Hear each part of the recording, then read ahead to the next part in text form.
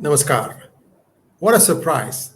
A tweet from Pieter Friedrich says, and I want to show you that before I want to talk about it. He says, "It is with regret and sorrow that I announce the end of my fight against the RSS and the Hindu nationalist agenda." First of all, this moron doesn't even know that RSS does not exist outside of India. And he thinks he's an India expert. Well, moronification aside, let's also see what else he says. "I have spent years in the fray, spreading lies. Yet the opponent has proven too powerful, too entrenched, and unassailable. I humbly admit defeat."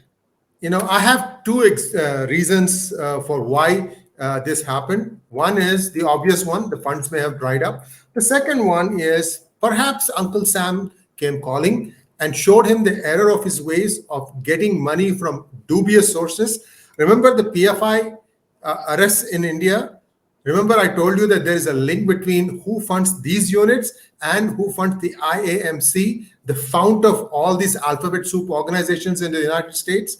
Well, this might be another reason. Whatever it is, it's good riddance. At least we have one loudmouth less now to talk about Hindu phobia. Speaking of nationalism, I have a question for you, deep state in the United States. So what is United States foreign policy? Well, somebody will clear his throat and say, the United States foreign policy is the one that suits the United States interests better. In fact, he'll go on to say, there are no enemies or friends, only interests. And what serves US the best is the one that the United States consider as its foreign policy, right? So if you take this whole thing apart and look at inside what it is saying, it's saying that US foreign policy is what is good for the United States. In other words, the nation of United States. United States is United States of America. It's a group of states that came together to become a nation.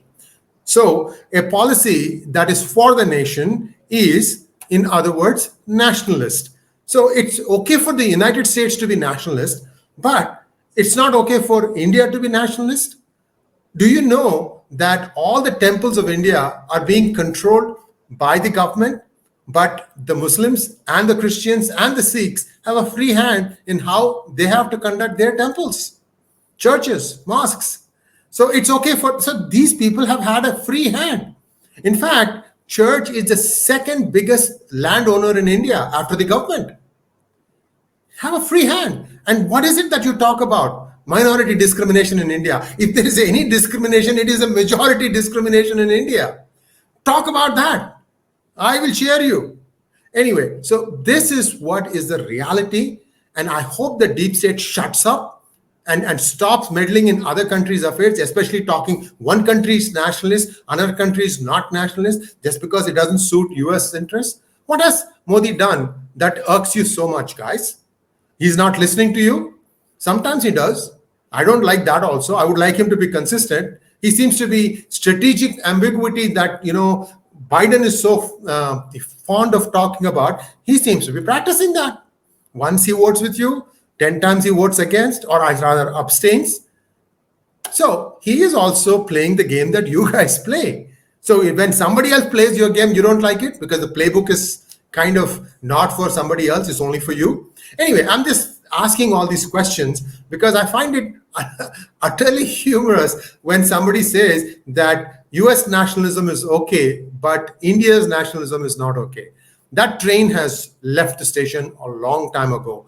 Even in its dreams, all your stooges that you are trying to put in India to try and do your bidding are not going to win anymore. It's Modi who will have to make a huge mistake for him to lose elections in the near future, at least. That's how I see it. I've lived here. I've lived half my life here. I'm living more and more time, spending more and more time in India now, and I'm seeing the situation on the ground. If anything, the Beltway experts should be calling me, asking me to tell them what I think of what is happening. I'll be happy to explain them.